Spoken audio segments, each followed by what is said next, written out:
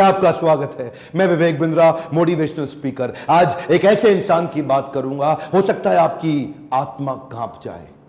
एक बात कहूं, वीडियो पूरा देखिएगा अगर हिम्मत है आप में तो, और कोशिश करिएगा कि अंत में रोए भी ना आप। इनका नाम है छत्रपति संभाजी महाराज। आपने छत्रपति शिवाजी महाराज का वीडियो देखा था। यह उनके ज्येष्ठ पुत्र 1657 में इनका जन्म हुआ। बचपन से आखिरी तक केवल संघर्ष। 2 साल की उम्र में ही इनकी माता का देहांत हो गया। मां जीजाबाई, जो छत्रपति शिवाजी महाराज की मां थी, यानी कि इनकी दादी, उन्होंने इनको पालन पोषण किया। सोचता हूं कहां से शुरू करूं और कहां लेके जाऊं। अद्भुत बालक जिसके बारे में पूरी दुनिया को पता लगना जरूरी है। 13 साल की उम्र तक 13 भाषाएं सीख चुके थे। 13 साल की उम्र तक संस्कृत के विद्वान पंडित सारी रीजनल भाषाएं, भारत की पुर्तगालियों की भाषा, अंग्रेजों की भाषा, मुगलों की भाषा, साउथ इंडियन लैंग्वेज, सारी डेक्कन भाषा, कई शास्त्र लिख डाले। ध्यान दीजिएगा, शास्त्र पढ़ डाले नहीं बोल रहा। 13 साल की उम्र तक 13 भाषा और कई शास्त्र, बुद्ध भूषण और नक्शिका जैसे वो शास्त्र, और कई शास्त्र जहां पे इन्होंने अपने रायगढ़ के किलों की बात करी, गणपति का बहुत सुंदर गुणगान किया। हॉर्स राइडिंग, आर्मरी, तीरंदाजी और बॉडी बिल्डिंग, इन सब में तो इतने पावरफुल थे। एक्चुअली ना, अगर आप ध्यान से देखो तो ये एक रेयर कॉम्बिनेशन है, शस्त्र और शास्त्र दोनों के। जो बच्चा या जो व्यक्ति शास्त्र पढ़ने में बड़ा एक्सपर्ट हो जाता है ना, फिर उससे शस्त्र उठता नहीं, और जो शस्त्र उठा लेता है वो शास्त्र पढ़ने में निपुण नहीं होता। अद्भुत बाल साहित्यकार, जो साहित्य पढ़ता भी था और साहित्य लिखता भी था। हुआ क्या, बुद्धि और बल दोनों बढ़ गया। 60 किलो की तलवार लेके 16 साल की उम्र में पहला युद्ध रामनगर का जीता। छोटा बच्चा होता है ना, उसका मन होता है कि पिता के साथ समय बिताए, पर पिता उस समय मुगलों से लोहा लेने में व्यस्त हो चुके थे। लेकिन एक बार छत्रपति शिवाजी महाराज ने, अभी ये 9 साल के थे संभाजी महाराज, इनको क्या बोले, मेरे साथ चलो, आगरा जा रहा हूं मैं, वहां के मुगल शासक औरंगजेब से मिलने।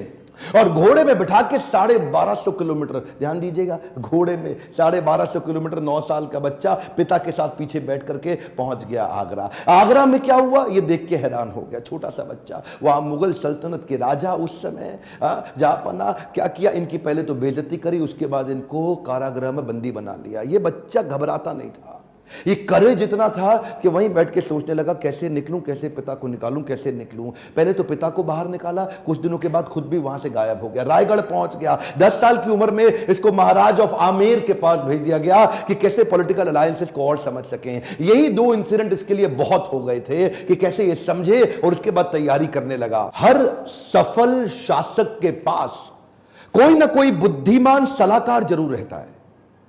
चंद्रगुप्त मौर्य के पास चाणक्य पंडित थे, जिन्होंने धनानंद के सारे साम्राज्य को उखाड़ा था। ठीक इसी प्रकार इन्होंने उज्जैन के कवि कलश, उनको अपना सलाहकार, एडवाइजर, फ्रेंड, फिलोसोफर, गाइड बनाया, जो अपनी कविताओं के माध्यम से इनकी विचारधारा को तैयार किया करते थे, इनकी सोचने की क्षमता, इनके बैरियर्स को खत्म करते थे। वो उनके ऐसे महान इंटेलिजेंट एडवाइजर थे जो हमेशा इनके, कवि कलश को हमेशा अपने साथ रखते थे। पिता भी युद्ध लड़ने में बिजी थे, इन्होंने 19 साल की उम्र से पिता के पीछे से अपने रायगढ़ के किले को संभालना शुरू कर दिया। 23 साल की उम्र में 1681 में पिता छत्रपति शिवाजी महाराज, वीर मराठा, उनका देहांत हुआ। इन्होंने 1 मिनट समय नहीं देर गवाया, तुरंत तैयारी करी। तुरंत क्या तैयारी करी, औरंगाबाद में औरंगजेब का सबसे बड़ा किला, और ये सोचने लगे कि हमारे पास आज धन की तो कमी है, और अगर इसके किले को पहली बार में मैं उखाड़ दूं, इनका धन घटेगा, मेरा बढ़ेगा, डबल बेनिफिट। औरंगाबाद की इस बड़ी लूट और बड़ी हार ने औरंगजेब को एकदम हैरान कर दिया। औरंगजेब ने सोचा भी नहीं था कि 23 साल का ही तो बच्चा है ये ऐसा कैसे कर सकता है। और इसने अपने हुसैन अली खान नाम का अपना सबसे बड़ा जनरल, उसको 20,000 हाथी और सैनिकों के साथ, घोड़ों के साथ, पशुओं के साथ भेजा कि इसको खत्म कर। हुसैन अली खान बोला कि 2 दिन में खत्म कराऊंगा, 2 दिन में खत्म। वहां पे मराठा इतने तेज, और इसका जो करेज था ना, इनकी लीडरशिप बड़ी पावरफुल थी। मराठा इकट्ठे हो गए, और हुसैन अली खान को 1 साल लगा, कुछ नहीं कर पाया, कई बार उसको मारा। इसने इसको वापस बुलाया और 1680, 81, 82 कई दफा अटैक कराया। अच्छा, एक भी लड़ाई नहीं। एक बात बताएं आपको, पूरे इतिहास के अंदर शायद